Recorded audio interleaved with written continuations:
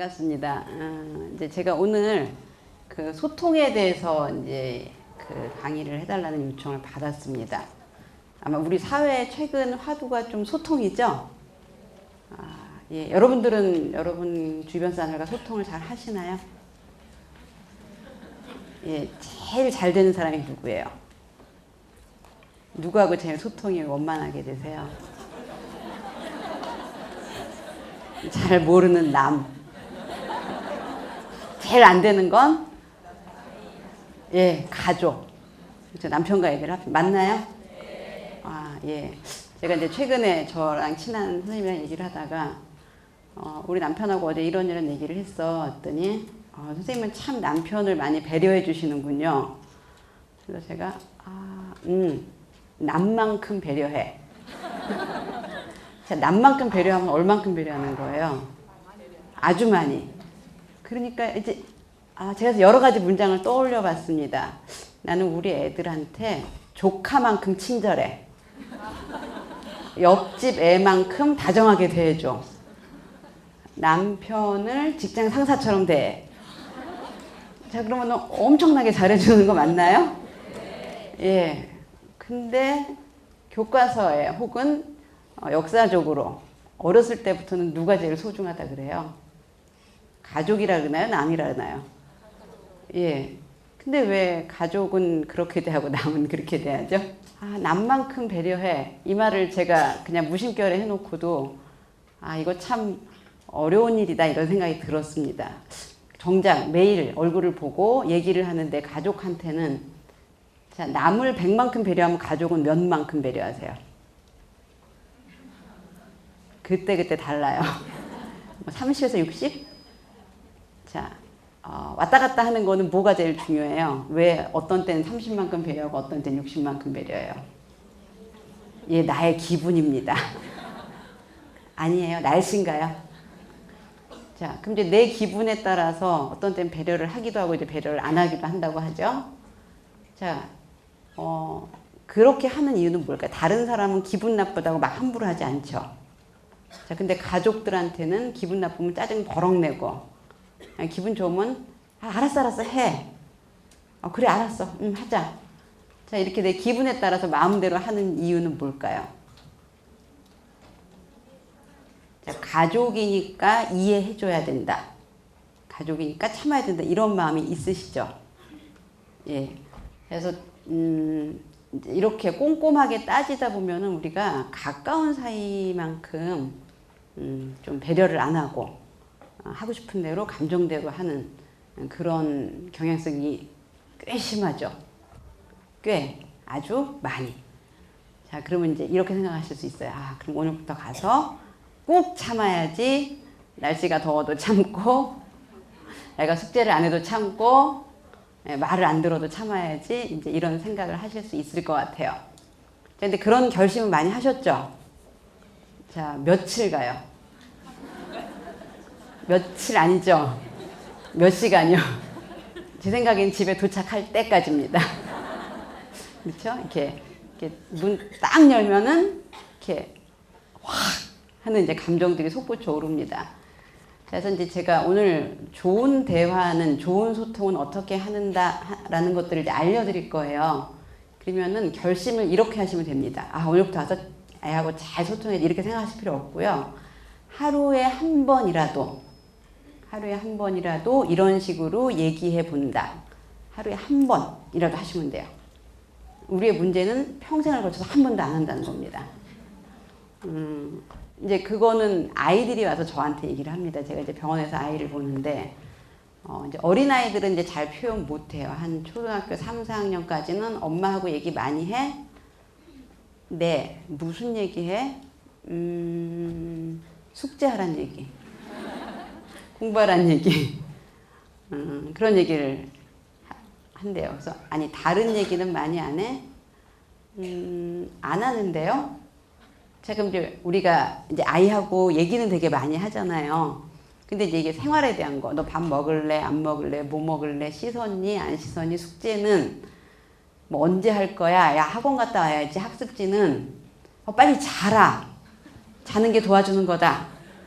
뭐 이제 이런 일상적인 회화가 있습니다. 그렇죠? 자, 영어 회화할 때 배우죠. 오늘 날씨가 어떤가요? 이런 거. 자, 이제 이런 일상생활을 이렇게 해나가는 데서 필요한 간단한 대화를 일상회화라고 하고, 대화는 뭔가 또 좀 더 깊다고 생각하죠. 자, 그러면 여러분들은 대화를 하시나요? 자, 이제 제가 병원에 오시는 분들 중에 애들도 그렇고 어른도 그렇고 청소년부터도 이렇게 자기 생각을 쓰라 그러면 우리 가족은 하고 이제 뒤를 쓰라 그럽니다. 근데 제일 많이 나오는 게 대화가 없다. 그래서 왜 집안 사람들이 다 말을 못해? 아니요, 대화가 없어요.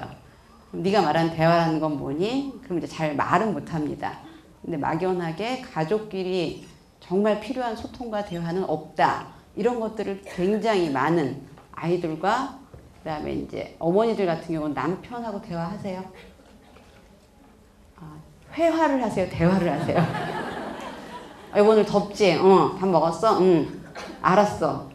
자, 이거 이상의 얘기를 나는 한다. 예, 좀 많이 하시는군요. 애는 애가 오늘 글짓기 상 받았어. 그래? 그놈이 누구 닮았지? 나 닮았나? 뭐 이런 정도의. 자, 이제 애랑 대화하는 게 더 어려우세요? 남편이랑 하는 게 더 어려우세요? 애랑 하는 게 더 어려우시죠? 예, 그러실 거예요. 좋은 남편들을 두신 복 있는 분들이 오신 것 같아요. 예, 자, 그런 그 대화라는 것들은 이제 이런 거죠. 회화, 제가 뭐 회화라는 단어가 적절한지는 모르겠지만 뭐 밥 먹어라, 숙제해라, 얼른 씻어라, 왜 이건 여기다 놨니? 먹었으면 치워야지. 뭐 이제 이런 거 이상의 대화라는 거는 이제 보통 그 서로 얘기를 주고 받을 때 감정을 주고 받느냐 아니냐 그 차이가 있습니다. 빨리 숙제해. 그럴 때 애가 숙제하기 싫은데 너 지금 숙제하기 싫구나 라고 감정을 읽어주지 않죠. 자, 근데 이제 최근에 감정 코칭, 뭐 감정 읽기 이런 말들이 되게 많이 이제 그 강좌나 책에 나오기 시작했습니다. 자, 들어보셨죠? 자, 그럼 이제 애가 너 빨리 숙제해. 숙제하기 싫어. 그럼 그럴 때 감정을 어떻게 읽어주죠? 숙제하기 싫구나. 하기 싫어.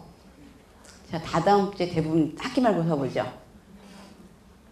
초등학교는 학기말고사 봅니다. 혹시 유치원생 키우시는 분? 초등학교 이하. 초등학생. 예, 자, 시험 안 보나요? 예, 공부 시키시나요? 저 그저께부터 시켰습니다. 애가 6학년인데 한 번도 학기말고사 준비라는 걸 시켜본 적이 없어서 초등학교 졸업하기 전에 야, 엄마가 너 옛날에 시험 공부도 시켰다? 뭐 이런 말을 하려고 저녁에 일찍 가서 뭐 딴 건 안 하고 이제 식탁에다가 쫙 책을 펴놓고 같이 앉습니다. 자, 엄마는 엄마 일할게. 너는 문제 풀어. 이렇게 하고 다 풀었으면 갖고 와. 하고 이제 채점해 주는 걸 합니다. 이놈아 많이 틀렸구나. 다시 풀어. 뭐 이제 이런 걸 매일 저녁마다 하고 있습니다. 사실 저녁마다는 3일째입니다. 오늘 하면 3일째입니다. 근데 이제 되게 피곤하더라고요. 이상하게 같이 애만 마주 앉으면 피곤하면서 막 자꾸 졸음이 와요. 이렇게 막 끄덕끄덕 졸기도 하고, 이제 막 이렇게, 유령하는데 소지섭 봐야 되는데, 이런 생각도 떠오르고, 예, 꾹 참고 애랑 같이 앉아있는 게 어찌나 힘든지 모르겠어요. 자, 근데 숙제를 할 때 감정을 읽어주면 아이가 엄마 정말 숙제가 하기 싫지만 열심히 할게요 이렇게 하나요? 자, 근데 이제 애 감정을 읽어주래요.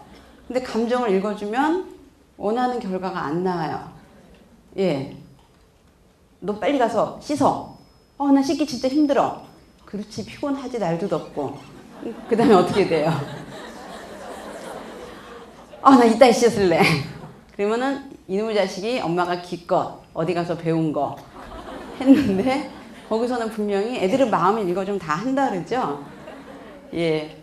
자, 근데 이제 그게 잘못됐습니다. 자, 그래서 감정을 교류하는 대화는 반드시 필요하지만 모든 상황에서 감정을 읽어주는 건 아니에요.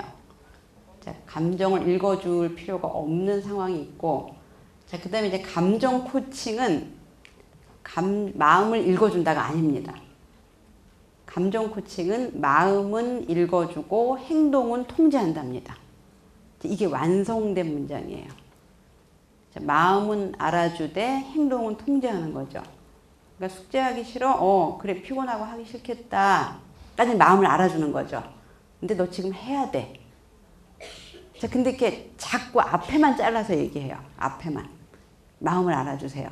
그리고 분명히 어떤 땐 뒤에까지 다 얘기했는데 앞에만 기억에 남습니다. 그러시죠? 어디선가 뒤에도 들은 것 같기도 하죠. 근데 왜 앞에만 자꾸 기억에 남냐? 이제 제가 오랫동안 많은 엄마와 아이들을 만나본 결과 엄마 세대들이 누군가가 내 마음을 알아주는 그런 경험을 별로 안 해보신 거예요. 그러니까 마음을 알아준다는 말만 해도 이렇게 울컥. 그렇지. 나 그때 되게 속상했는데 우리 엄마가 내 마음을 안 알아줬어. 근데 진짜 속상했어. 진짜 마음 아팠어. 그러니까 내 아이한테는 이걸 해줘야지. 이런 마음이 들면서 계속 그래 마음을 알아주자 하다가 버럭합니다. 언제까지 할 거야? 뭐 이렇게. 야, 엄마가 이렇게 애를 쓰면 너도 성의가 있으면 인간이면. 자, 이렇게 되죠. 자, 그래서 오늘은 일단은 이제 뭐부터 시작할 거냐면, 자, 마음을 알아주는 게 대화의 기본입니다. 서로의 감정을 알아주고 감정을 주고받는 거가 대화에는 필수적인데, 자, 마음을 알아주라는 얘기는 굉장히 많이 들으셨어요. 자, 근데 그럴 필요가 없는 상황부터 제가 짚어드릴게요. 자, 1번. 얘가 뭔가를 해야 돼서 지시해야 되는 상황은 얘 마음을 너무 알아주는데 집중하면 안 됩니다. 그러니까 됐어, 필요 없어 라고 할 필요는 없지만 그건 알겠는데 안 돼. 이렇게 하셔야 된다는 거죠. 엄마가 너는 알겠는데 안 돼. 내가 백화점에 갔는데 어떤 가방이 너무 멋져요. 300만 원이에요. 너무 갖고 싶어요. 근데 가져야 된다고 생각해요. 가지면 안 될 것 같아요. 예, 이거를 가지면 이번 달 손가락 빨아야 돼요. 근데 집에서 여보, 나 이제 어디서 무슨 가방 봤는데 너무 갖고 싶어. 그럼 남편이 그래? 그거 되게 이쁘겠다. 갖고 싶겠다. 사. 이렇게 얘기하는 진짜 그럼 행복하세요? 예, 그 결과는 책임질 수 없죠, 그가. 자, 그러면은 어떤 남편이 제일 든든하세요? 그래, 되게 갖고 싶겠다. 여보, 조금만 더 고생하자. 지금은 어렵지만 나중에 우리가 이걸 가질 수 있을 거야. 이렇게 얘기해주면 제일 같이 살만하지 않나요? 저희 남편이 결혼하고 2년을 그런 남편이었어요. 사. 먹어. 우리가 뭐 먹다 죽겠어. 뭐 이렇게. 근데 제가 결혼하고 이제 처음에 그러더라고요. 근데 한 달부터 진짜 불안하더라고요. 어차피 갖고 온 건 뻔하잖아요. 근데 맨날 여보, 우리 오늘 저녁 나가서 사 먹을까? 제가 그러면 갈비 먹자. 이렇게 얘기하는 거예요. 이게 서랍장이 필요한데 여기 이렇게 살까? 좋은 걸로 사. 계속 그러는 거예요. 그러니까 제 마음이 어떻게 되냐면 내가 어떻게 이 사람을 믿고 살지? 그러면 제가 갈비를 10번 먹으면 갈비 10번 먹은 값을 더 갖고 오는 게 아니잖아요. 저 있는 살림에서 쪼개 써야 되잖아요. 갈비 먹다 라면 먹다, 갈비 먹다 라면 먹다. 그러니까 어떤 느낌이 드냐면 진짜 길게 보지 않고 우리 가정을 위해서 뭐가 좋은 건지 깊이 생각하지 않는구나. 이런 마음이 들었습니다. 그래서 그 다음부터 이렇게 됐어요. 여보, 밖에 나가서 외식은 하는데 그냥 된장찌개 사 먹자. 이렇게 얘기했더니 왜? 갈비 먹지. 그 다음에 이렇게 됐어요. 아니, 나 갈비 별로 안 좋아해. 근데 자꾸 그러다 보니까 어떻게 되냐면 구조가 나는 안 된다 그러고 그는 하자는 쪽으로 가고, 저는 원하지만 원하지 않는다고 자꾸 얘기하고 있고, 그는 원하는데 너 때문에 참는다가 되더라고요. 근데 이게 바람직한가요? 그러니까 평생 그는 이거 하고 싶어. 여보, 안 돼. 이거 하고 싶어. 그러니까 그는 하고 싶은 게 많은데 못하는 사람이고, 저는 계속 못하게 하는 사람이 되더라고요. 근데 저도 갈비가 좋죠. 그래서 고민을 좀 했습니다. 그러니까 우리가 왜 참아야 되는지 둘이 공유하지 않으면 어려울 거라는 생각이 들었어요. 근데 그러려면 그의 마음속에 이러면 안 되겠다 이런 마음이 들어야 되잖아요. 근데 그거를 붙잡고 여보, 우리가 이런 식으로 살면 안 돼. 이렇게 얘기하면 그가 듣나요? 안 들어요. 어떻게 하면 들어요? 어떻게 하면 본인 마음속에 우리가 좀 깊이 생각하고 신중하게 지출을 해야 돼라는 마음은 어떻게 하면 들죠? 자, 제가 딱 1년을 투자했습니다. 1년 동안 저축 하나도 안 한다고 결심했어요. 그러니까 이제 뭐 결혼하고 애가 없을 때니까 그 1년을 둘이 같이 버는데 그걸 다 쓴다. 그래서 이 사람이 마인드가 바뀌면 이건 내가 얻는 게 더 크다. 맞나요? 아니에요? 예, 그래서 1년 동안 제가 더 쓰자 그랬습니다. 뭐 갈비 2인분 먹, 아니 난 3인분 먹고 싶은데 뭐라든지 저기 호텔 가서 먹자. 뭐 이렇게 계속. 근데 이제 그 1년까지는 안 가더라고요. 6개월이 딱 지났는데 그때가 12월이 됐습니다. 결혼하고 이제 4월에 결혼했으니까. 근데 남편이 이렇게 뭘 딸랑딸랑 들고 오더라고요. 여보 이거 가계부야. 그래서 제가 성공했구나 이런 마음이 들었어요. 이렇게 2개를 갖고 왔어요. 당신 하나 나 하나 쓰재요. 근데 이제 제가 거기서 여보 잘했어. 훌륭한 생각이야. 이렇게 하면은 또 그 책임이 저한테 확 넘어올 것 같더라고요. 그래서 계속 철없는 모드로 나갔습니다. 나 싫어. 나 가계부 평생 한 번도 안 써봤어. 또 이렇게 저를 달래더라고요.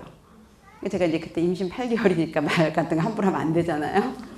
아니 우리가 이걸 좀 그냥 쓰기만 하자고 이러더라고요. 그래서 여보 그냥 내가 적당히 알아서 할 테니까 아껴 쓸게. 이런 거 쓰라 그러지 마. 나 피곤해. 그랬더니 이렇게 잠깐 고민을 하더니 알았어 그럼 난 쓸게. 그래서 그 쓴 걸 늘 식탁에다 올려놓는 거예요. 보고 배워라 이거죠. 그래서 성공했구나. 그걸 한 6년을 썼습니다. 남편은. 제가 안 배우니까 저 여자를 믿고 살면 안 되겠다. 이런 마음이 든 거죠.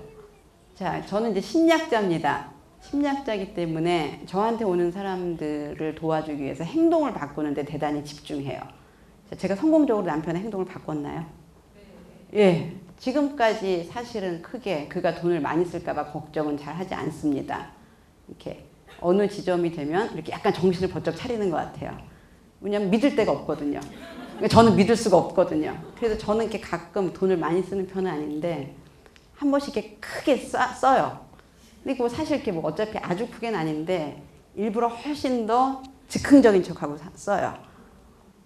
제가 뭐 3년 동안 가방을 하나도 안 사다가 3년 만에 여보 나 명품 가방 갖고 싶어. 그럼 이제 이렇게 사지 그래? 뭐 이렇게 얘기합니다. 그러면 그날 바로 가서 사요. 물론 굉장히 여러 번 제가 검색해보고 알아보고 아주 비싸진 않습니다. 주로 세일하는 걸 산 다음에 본래 가격을 얘기하죠. 신발도 이렇게 한 70% 세일하는 거 산 다음에 여보 이거 얼마짜리야? 되게 좋아 보이지 않아? 역시 비싼 건 제값을 한다니까. 이렇게 얘기하면 좋은데 좀 비싸네. 그럼 이렇게 뒤돌아서 이러는 것 같아요. 저 여자랑 살려면 돈을 많이 벌어야겠구나. 라든지 내가 많이 쓰면 안 되겠구나. 이런 생각을 하는 것 같아요. 자, 그래서 우리가 어떤 사람들하고 지속적으로 같이 산다는 것, 남편도 그렇고 아이도 그렇고 잘 살기 위해서는 즉흥적으로 반응해서는 너무 힘들어져요. 자, 근데 이제 한번 잘 생각해 보세요. 여러분들이 애를 키울 때 아침부터 저녁까지 애를 보잖아요. 자, 얘를 볼 때 내가 지금 이렇게 하는 게 3년 뒤에 이런 결과를 낼 거야. 5년 뒤에 이런 결과를 낼 거야. 이런 걸 염두에 두시나요? 두기 어렵습니다. 당장 그때그때를 생각하시죠. 그렇죠? 왜 빨리 안 해? 힘들어 죽겠는데 밥을 차렸는데 왜 빨리 와서 안 먹어? 뭐 이제 이런 일들에 되게 이렇게 그런 일들이 하루를 꽉 채우죠. 자, 근데 그렇게 됐을 때 5년 뒤, 10년 뒤에 내가 정말 이 아이를 어떻게 키우고 싶다는 쪽으로 아이가 클까? 라고 하면은 별로 보장이 안 됩니다. 그래서 이제 제가 추천하는 방법은 그러면 내가 정말 이렇게 심기일전해서 마음을 굳게 먹고 새 사람이 되어서 애를 잘 키운다. 보통 이렇게 하다가 하루 만에 끝납니다. 그렇죠? 그래서 그렇게 하지 마시고 숙제처럼 하루에 한 번씩만 하시라는 겁니다. 자, 마음 읽기는 지시를 해야 될 때는 거기에 집중하시면 안 되고 짧게 하고 뒤에 지시에 집중해야 됩니다. 자, 그 다음에 시간이 없을 때도 안 됩니다. 아침에 얘를 빨리 학교를 보내야 되는데 그렇지 너 학교 가기 싫지 숙제도 안 했는데 얼마나 끔찍하겠니 학교 가는 게 이러고 계시면 안 됩니다. 그래서 뭔가 긴급하게 지금 뭔가를 처리해야 될 때도 그렇게 하시면 안 되고요. 자, 그 다음에 저는 이게 제일 많은 경우가 같은데 엄마 기분이 안 좋을 때도 안 좋습니다. 안 됩니다. 뭐 어차피 안 됩니다. 그쵸? 했다가 더 결과만 안 좋습니다. 참은 만큼 더 해서 폭발하거든요. 그래서 그러다 보니까 이런 결론이 나오더라고요. 서로 감정을 소통하는 좋은 대화는 정말 하루 중에 서로 편안하고 여유 있고 시간도 긴급하지 않고 할 거 다 하고 대충 했을 때 그때만 가능한 거예요.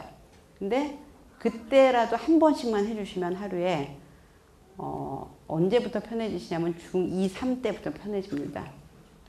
이제 중2까지는 이제 약간 호르몬이 많이 지배를 하고요. 보통 이제 사춘기 때 되면 얘랑 어떻게 할까 걱정 많이 하시죠. 사춘기 때 우리 애랑 대화가 안 되면 어떡하죠? 우리 애가 마음을 닫으면 어떡하죠? 자, 우리 애가 반항하면 어떡하죠? 대화가 절대로 안 될 것 같은데 어떡하죠? 이런 것들을 지금부터 여러분들이 짧게 3분에서 5분만 하시면 그때 발생할 수 있는 대부분의 문제들을 해결할 수 있고 평생 이제 아이하고 좋은 관계를 유지할 수 있습니다. 자, 그럼 한 5분 정도 애써서 하시는 건 가능하겠어요? 예. 자, 이제 마음을 알아준다는 거는 그냥 이런 겁니다. 사실 굉장히 단순한데 제가 어제 고2짜리 저한테 상담받는 애가 있었는데 이제 얘랑 상담을 하다가 엄마하고 대화를 많이 하니? 그랬더니 말은 많이 한대요. 잠깐 대화를 많이 하냐고. 자기는 근데 말을 많이 한다는 생각이 든대요. 그래서 어머니를 이제 불렀어요. 부른 다음에 얘기를 좀 해보라고 시켰어요. 서로. 그래서 어머니 지금까지 얘를 고2가 될 때까지 키우셨는데요. 어머니가 제일 실수했다 싶은 게 어떤 게 있으세요? 한번 애한테 얘기해 보세요. 이렇게 저를 보고 얘기하시더라고요. 얘가요 어렸을 때요 친구들 사이에서 힘들어 했는데요. 그때 네가 참아라. 네가 참아라. 네가 참으면 다 잘 된다. 그리고 네가 뭘 잘못했으니까 그랬겠지. 뭐 이렇게 얘기한 게 제일 가슴 아프대요. 그래서 그 얘기를 좀 딸한테 해주세요. 했더니 이렇게 어색하게 쳐다보시면서 엄마가 미안해. 그때는 네 마음을 너무 몰랐어. 자, 딸이 뭐라 그럴게요? 엄마 됐어. 그러더라고요. 엄마 미안해할 필요 없어. 다 지난 일이야. 이렇게 얘기했어요. 그랬더니 엄마가 아니 너는 됐을지 모르지만 엄마는 아니야. 엄마가 미안해. 근데 그때 엄마가 너무 힘들었었고 좀 이렇게 얘기하시더라고요. 그때 이제 얘가 아니 옛날 일 들춰서 뭐해. 서로 가슴만 아프지. 그랬더니 어머니가 아니 엄마 얘기를 좀 들어. 이러시더라고요. 그래서 제가 이제 중단을 시켰습니다. 어머니가 처음에 미안하다고 했을 때 아이가 엄마 그럴 필요 없어 라고 얘기했어요. 자, 어머니 얘 마음이 어떨 것 같으세요? 어때서 그렇게 엄마한테 얘기했을까요? 애 마음이 어땠을까요? 이렇게 얘기해요. 아 됐어 미안할 필요 없어. 엄마 왜 그런 얘기 왜 해? 이러더라고요. 자, 어떤 감정일 것 같아요? 예? 진심이 아닌 것 같고 또 옛날에 이렇게 느꼈었던 원망이나 어떤 화나는 마음이 안 풀린 것 같고 뭐 이런 마음이겠죠. 자, 그럼 그때 엄마가 알아차려야 되는 건 내가 미안하다고 말하는데도 얘가 지금 받아들이지 않는데 얘 마음속에 뭐가 있을까를 생각해야 되는데 아니 너는 됐을 때 엄마는 미안하다고 아주 안 미안한 어조로 얘기했어요. 그러니까 애가 제대로 본 거죠. 엄마는 지금 자기 감정을 이렇게 해야 된다고 해서 표현을 하는 거지 애를 정말 이해하면서 느끼려고 하면서 하는 말이 아닌 거죠. 그래서 어머니 다시 해보세요. 애가 지금 어떤 마음을 느끼고 있나요? 했더니 아니 그때 네가 얼마나 속상했겠니? 엄마가 다 알아. 그랬더니 약간 이런 반응이 나왔습니다. 무슨 마음이에요? 알긴 뭘 알아죠. 그래서 이렇게 딱 저를 보더니 애가 선생님 저는 더 하고 싶지 않아요. 그래서 왜? 저 이런 얘기 정말 많이 했어요. 제가 얼마나 힘든지 엄마한테 굉장히 많이 얘기했어요. 그랬더니 엄마가 저도 기억해보니 아이가 정말 SOS를 저한테 많이 친 것 같아요. 근데 한 번도 관심을 주지 않았어요. 그래서 왜 그러셨어요? 그렇게 말씀드렸어요. 그쵸? 왜? 그 애가 바깥에서 뭐가 힘들었는데 한 번도 애가 얼마나 힘들까 생각하지 않고 네가 참으면 된다. 착한 네가 참아라. 이렇게 얘기를 한 거죠. 그래서 이제 결국은 이제 두 모녀가 제 앞에서 폭발했습니다. 그래서 어제 그거 마음 다독거리고 이제 마무리하느라고 정말 힘들었는데, 이제 감정을 알아준다는 건 지금 이 상황에서 엄마, 애들이 뭐 나한테 이런 말을 했어. 뭐 어떤 애가 나한테 나쁘게 해서 날 쳤어. 자, 그럼 마음을 알아주는 건 뭐예요? 네? 너 화나겠다. 기분 나빴겠다. 진짜 화나. 그 다음에는요? 진짜 화나겠다. 그 다음에는요? 엄마 가서 때려주면 안 돼? 그러면요? 나중에? 자, 이제, 사실은 마음을 알아주는 게 말은 되게 쉬운데 상황들이 보통 이렇게 가죠. 엄마, 나 진짜 더워. 아이스크림 먹고 싶어. 덥지? 더우니까 아이스크림 먹고 싶겠다. 아이스크림 2개만 사주면 안 돼? 얼마나 더우면 아이스크림 2개나 먹고 싶겠니? 자, 이제 그 다음에 이게 당황스러운 거예요. 그쵸? 이 상황을 어떻게 해야 될지. 그러니까 아무 때나 마음 알아주기를 들이대지 마시라는 거예요. 예. 아이스크림이 먹고 싶어라고 할 때는 머릿속으로부터 먹고 싶은 마음은 잠깐 감지하되 이걸 내가 어떻게 다뤄야 되지? 이거를 먼저 생각하셔야 됩니다. 그러니까 생활 속에서 많은 상황들은 마음 읽어주기가 우선이 아닌 상황들이 많아요. 그러니까 우리 엄마들이 마음이 나빠서가 아니라 빨리빨리 해결하고 결정하고 지시하고 이래야 될 일들이 너무 많죠. 그러니까 아니 지금 더워도 너 어제 먹었잖아. 뭐 아까 먹었잖아. 너 어제 배 아프다 그랬잖아. 안 돼. 뭐 이런 일들이 너무 많은 거죠. 엄마 밥 먹기 싫어. 아니 지금 밥을 먹어야지. 너 이렇게 가면 배고프다. 뭐 이따가 되면 힘 없다. 아니 안 배고프다고. 너 이따 힘 없어서 쓰러진다. 뭐 이렇게 해서 빨리 상황을 해결해야 될 일이 너무 많습니다. 그러니까 내가 원래는 그런 인간이 아니었는데 말투가 어느새 거칠어지고, 그렇죠? 유순하고 오로지 낭만만 알던 순하던 참하던 처녀가 극악스러운 아줌마로 변한 거죠. 왜냐? 너무 처리해야 할 일들이 많습니다. 자, 근데 그거에 너무 집중하다 보니까 이제 아이들이 이렇게 느낀다는 거죠. 엄마는 내 마음 하나도 몰라줘. 이제 남편이 들어왔어요. 여보, 이번 달에 학원비가 2배로 나가네? 어떡하지? 남편이 뭐라 그래요? 그 학원 끊지 그래. 뭐 라거나 왜 이렇게 우리만 유난히 시켜? 라거나 또 뭐라 하세요? 그러니까 그래? 걱정이네? 어떡하지? 이렇게 말씀하시는 분 있으세요? 예. 자, 남편이 못됐나요? 자, 남편도 걱정은 됩니다. 근데 걱정이네 한다면 어떻게 될지 잘 모르는 거예요. 그쵸? 걱정이네? 그럼 이제 그 다음에 부인이 뭐라 하세요? 그러니까 당신이 돈을 더 벌어와야지. 그런 말이 나올 수 있죠. 그러니까 그런 말은 듣고 싶지 않은 거죠. 그러니까 미리 사전 봉쇄하는 겁니다. 그렇게 학원을 많이 보내야 돼? 그럼 이제 그 다음에 말이 어떻게 나가요? 딴 애들은 더 다녀. 당신이 몰라서 그렇지. 얘는 싼 데만 다니는 거야. 그러면은 참 요즘 엄마들은 문제야 문제. 애를 아주 잡어. 그러면은 당신 요즘 몰라서 그렇지 아빠의 경제력이 애 대학을 결정해.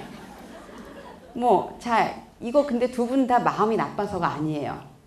서로 감정을 인정해 준다면 어떻게 가야 될지 자신이 없어서 그럽니다.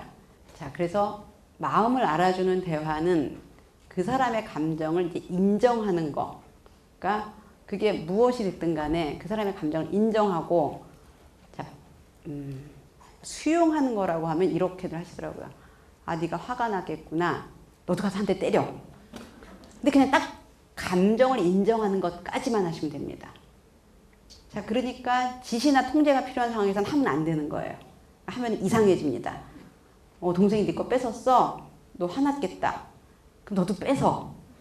이렇게 해야 되잖아요. 그러니까 앞에를 너무 많이 하면은 뒤에가 이렇게 어지러워집니다. 그러니까 뺏어서 속상한 건 알겠는데 그래도 동생은 때리면 안 돼. 이렇게 가야 되는 거죠. 자, 그래서 뭘 내가 긴급하게 시킬 때, 행동을 통제해야 될 때, 의사결정해야 될 때, 시간 없을 때, 기분 나쁠 때, 이럴 때는 감정일기는 잠깐 접으셔도 됩니다. 그냥 그때는 분노 폭발만 자제하세요. 분노 폭발. 분노 폭발만 자제하시면 됩니다. 근데 이제 마음을 읽어주다 보면 그 에너지가 들어서 분노 폭발이 2배가 됩니다. 자, 그러면 이제 감정을 읽어주는 게 왜 필요한지 뭐 하는 것들을 혹시 잘 알고 계세요? 그냥 그런 게 되게 중요하다 그러고 마음을 알아주면 되게 좋을 것 같아요. 그렇죠? 자, 근데 이제 왜 필요한지도 조금 이해하고 있으시면 여러분들이 노력할 때 좀 동기가 될 것 같아요. 자, 이제 우리가 인생을 살면서 여러 가지 상황들에 부딪힙니다. 그 이제 요즘 이렇게 어디가 아파도 병원에 갔을 때 의사들이 꼭 빼놓지 않고 하는 말이 있어요. 스트레스 받지 마세요.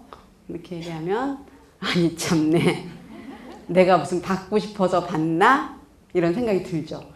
자, 주변에 혹시 스트레스 안 받는 분 있으세요? 그럼 왜 다 스트레스를 받죠? 이제 살아가는 것 자체가 굉장히 많은 일에 부딪히고 해결해야 될 일이 있고 해결되는 일이 있는가 하면 해결이 안 되는 일들이 있습니다. 자, 근데 우리가 애들한테 공부를 열심히 해서 좋은 대학 가서 좋은 직장에 가서 돈 많이 벌어라 이렇게 하고 이제 거기에 집중해서 아이를 키우죠. 아니신가요?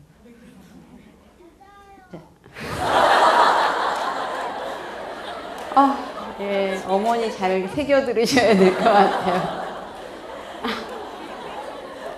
제가 몇 주 전에 그 백지연 씨가 하는 이제 피플 인사이드에 가서 전문가로 이제 그 코멘트를 할 일이 있었는데 무슨 얘기를 하다가 엄마들이 다 공부해라 그러잖아요. 하면서 저보고 박사님은 그런 얘기를 안 하시나요? 그래서 별로 안 하는데요. 왜 안 하세요? 제가 별로 그런 얘기를 들은 적이 없어서요. 제가 자랄 때 부모님이 공부해라 소리 별로 안 했습니다. 그러니까 근데 이제 그 얘기를 하고 나서 제가 이런 생각이 들었어요. 내가 정말 안 했나? 혹시 했는데 안 했다고 생각하는 거 아닌가? 그래서 이제 집에 가서 물어봤습니다. 애들한테. 먼저 고3짜리 딸한테. 희연아, 엄마가 너한테 공부해라 그랬니? 잘 생각해봐. 또 이렇게 저를 약간 노려보더라고요.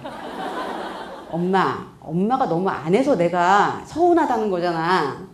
몇 주 전에 얘기를 했습니다. 엄마가 나를 옛날부터 공부해라 그랬으면 내가 지금 이렇게 좀 덜 힘들지 않았을까? 이렇게 쓸데없는 소리 하더라고요. 그래서 엄마 너무 안 해서 자기는 공부를 안 해도 되는 줄 알았다가 고등학교 때 정신이 버떡 들어서 그때부터 열심히 했대요. 그럼 엄마가 어렸을 때부터 공부해라 해서 공부를 열심히 했을 것 같아? 응, 아니야. 왜 하냐? 공부해라는 엄마의 말이 너무 지겨워서 잔소리에서 벗어나고 싶어서 공부에서도 같이 벗어나. 그랬더니 그런가? 이러더라고요. 그래서 둘째한테 물어봤습니다. 엄마가 너한테 공부해라 그러니? 그랬더니 약간 그래서 안 하니? 그랬더니 그래서 다시 일기 써라 독서록 써라 그 말은 하니? 그 말만 한대요. 공부해라는 안 하고. 공부해라는 말을 안 하는 게 맞구나. 우리 딸은 심지어 과하게 안 한다고 생각하는구나.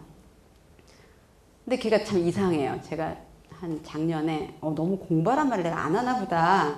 그래서 이제 하루는 이제 마음 잡고 말을 했습니다. 엄마는 네가 공부를 열심히 해서 그래도 최선을 다해서 네가 할 수 있는 능력을 다 발휘해서 좋은 결실을 얻었으면 좋겠어. 그러니까 공부를 좀 열심히 하는 게 어떠니? 그랬더니 하고 소리를 지르더라고요. 그래서 왜 그래? 왜? 그랬더니 엄마까지 그러기야? 왜? 내가 하루에 그 얘기를 몇 번이나 듣는지 알아? 몇 번 듣는데? 이제 고등학교니까 과목마다 선생님이 다르게 들어오시잖아요. 수업 시간마다 듣고 학원 가면 학원 가서 듣고 친구들끼리 얘기할 때도 얘기하고 적어도 4-5번은 듣는다는 거죠. 근데 거기다가 엄마까지? 그래서 아니 엄마는 너무 안 한 것 같아서 성의 없어 보일까 봐 했는데 그래서 이제 이것이 이제 변덕을 부리고 지금은 또 왜 안 했냐 이제 뭐 이렇게 얘기를 하더라고요. 자, 그래서 어떤 얘기를 할 때 내가 여기에 실어보내는 내용하고 감정은 사실 굉장히 다를 수 있습니다. 자, 근데 이제 여러분들이 아이한테 사실은 공부 열심히 해서 좋은 대학 가서 좋은 직장 가서 돈 많이 벌어라 하는 얘기는 여러분들이 세속적이어서인가요? 아니에요.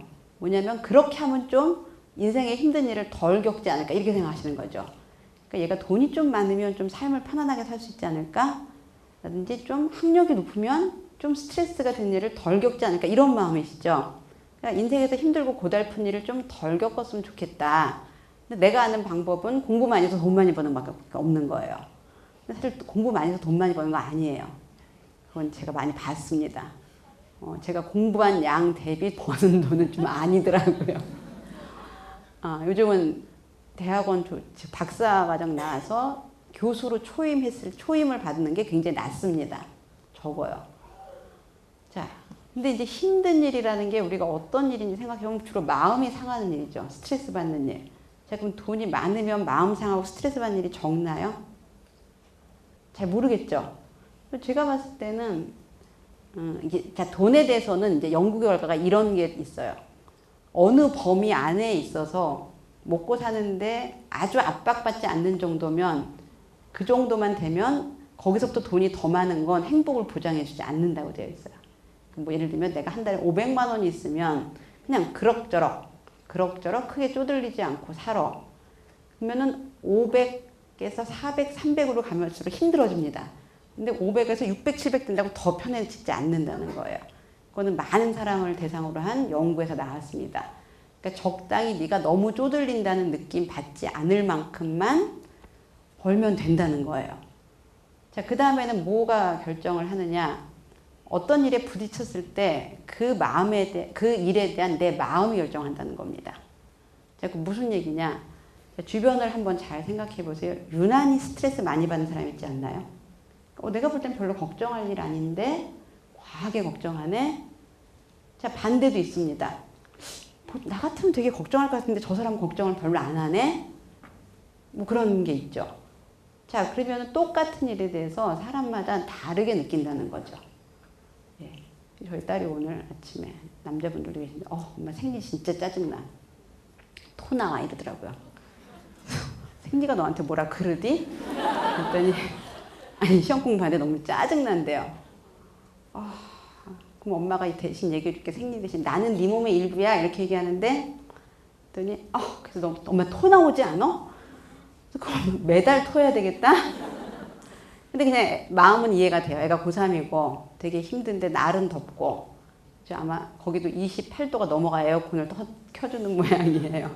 근데 이제 거기다 여자애가 생리까지 하니까 힘들겠죠. 그러니까 누구나 다 하는 생리에 대해서 어떤 때는 토 나올 정도로 끔찍하고 어떨 때는 그냥 별 그거 없이 지나가는 거죠. 자, 이런 것들은 이제 어디에서 비롯되냐면 내가 감정을 다스리는 능력에서 비롯된다고 해요.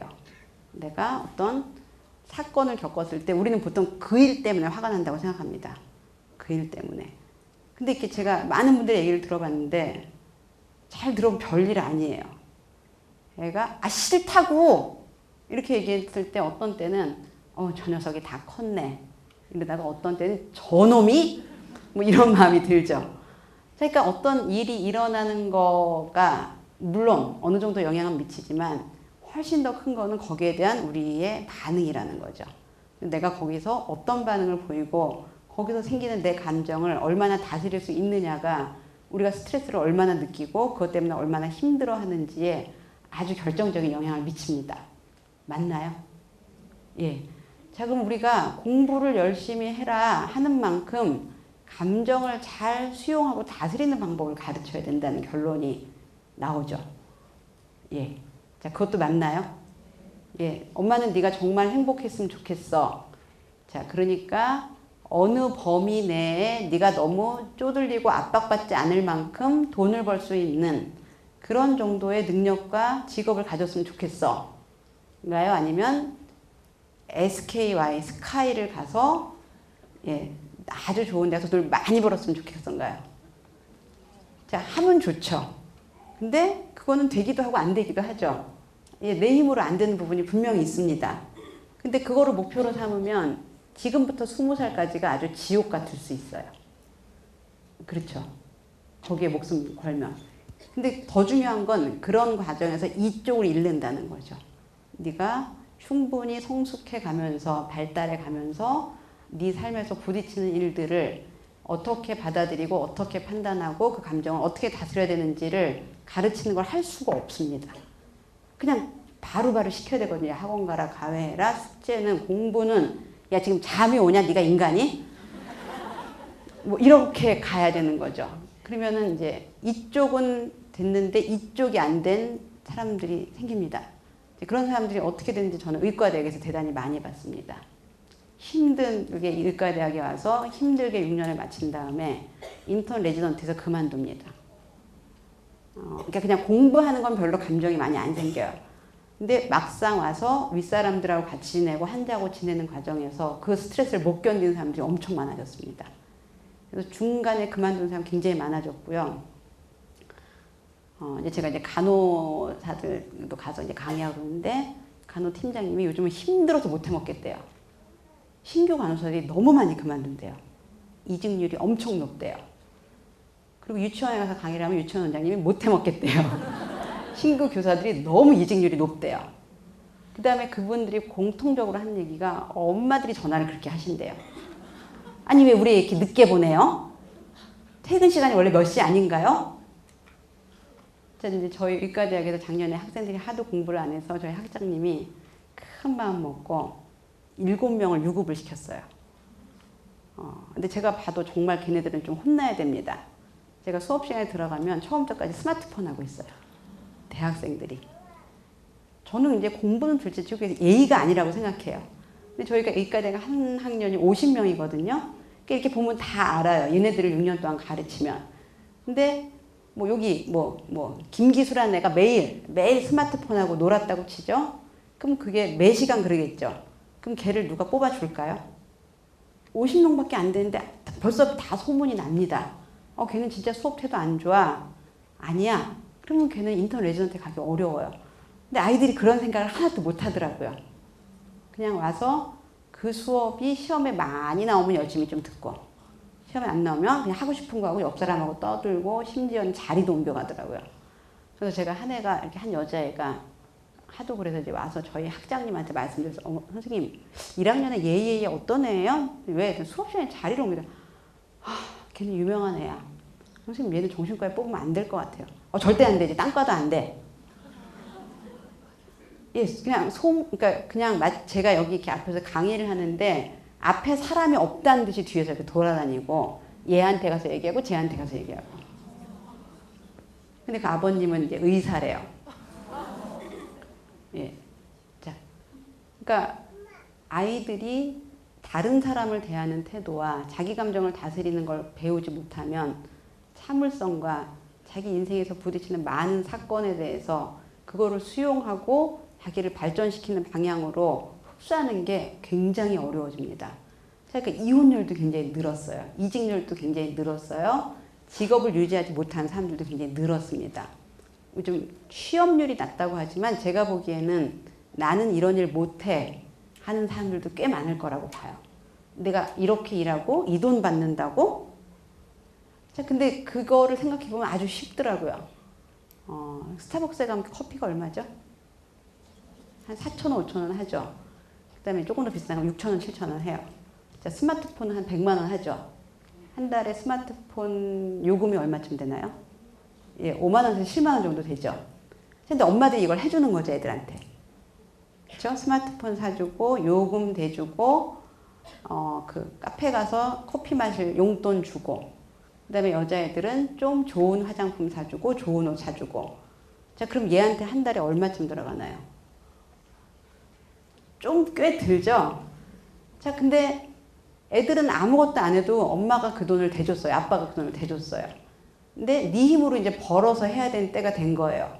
하루 종일 자유도 없고 싫은 소리 들어가면서 아침부터 저녁까지 일해야지 여태까지 누리던 걸 좀 누리는 거예요. 그걸 참겠어요? 못 참겠어요?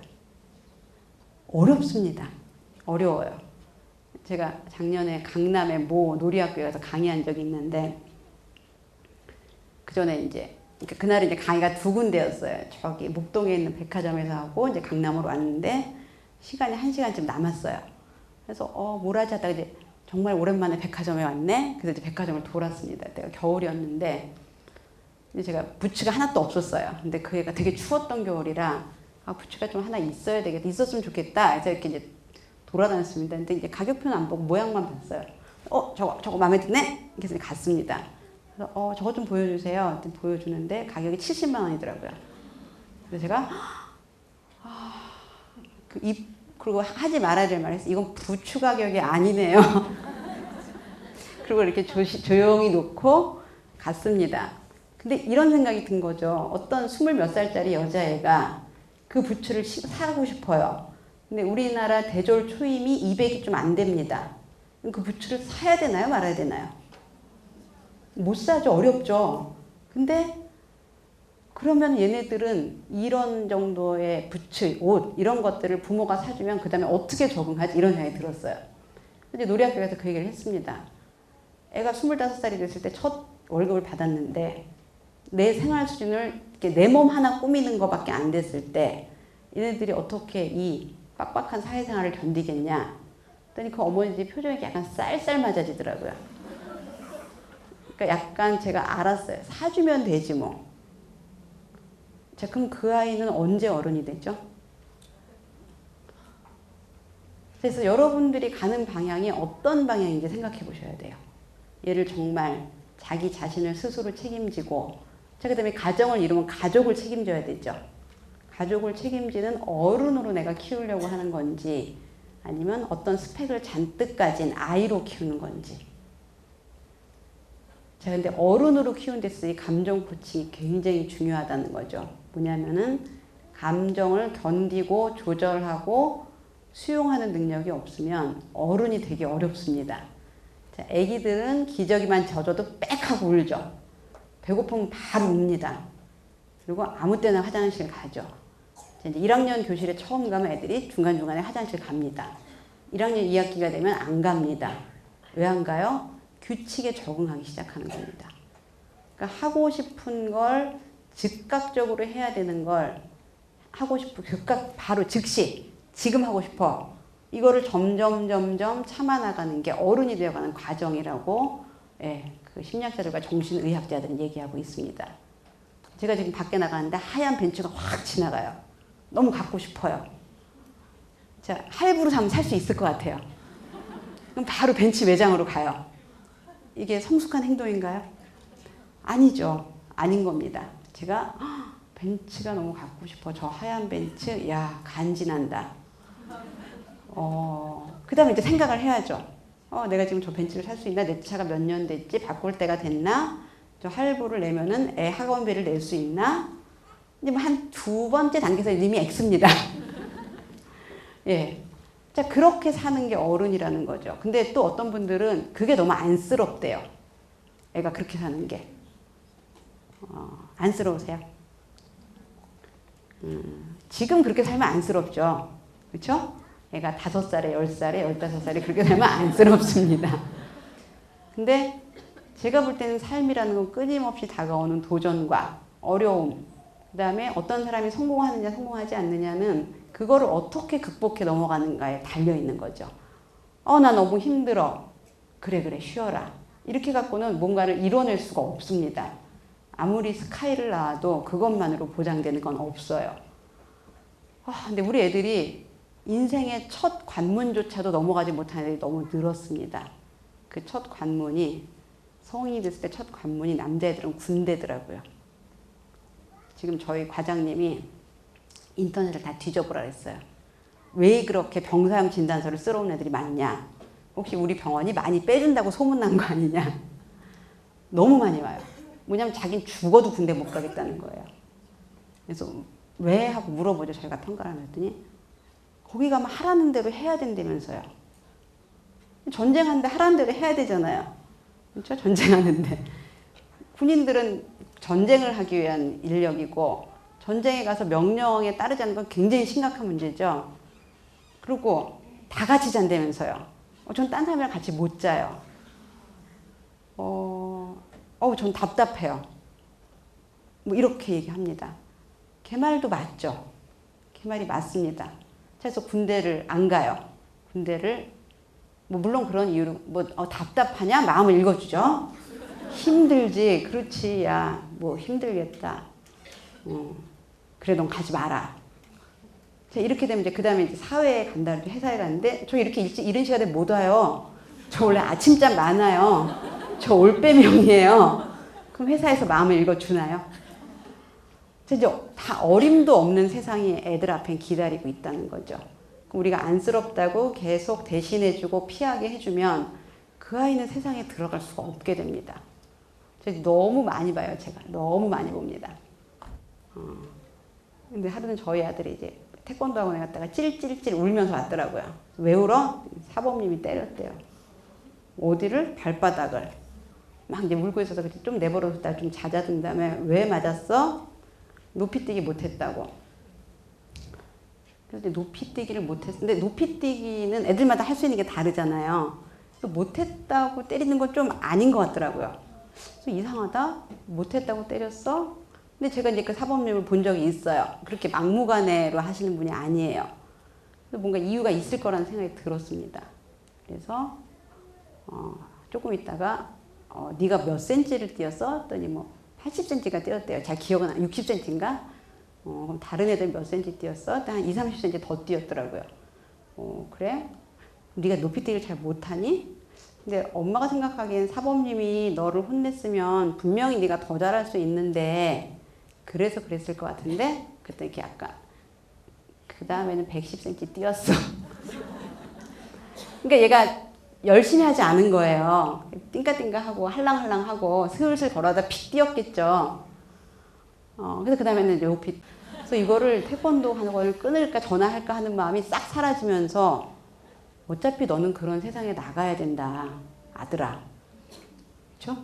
그런 세상에 나가야 돼. 엄마가 네가 누구한테 맞고 혼나고 이런 거 정말 원치 않지만 엄마가 더 싫은 건 네가 그런 일들을 못 견뎌서 세상에서 도망가는 거야. 맞나요?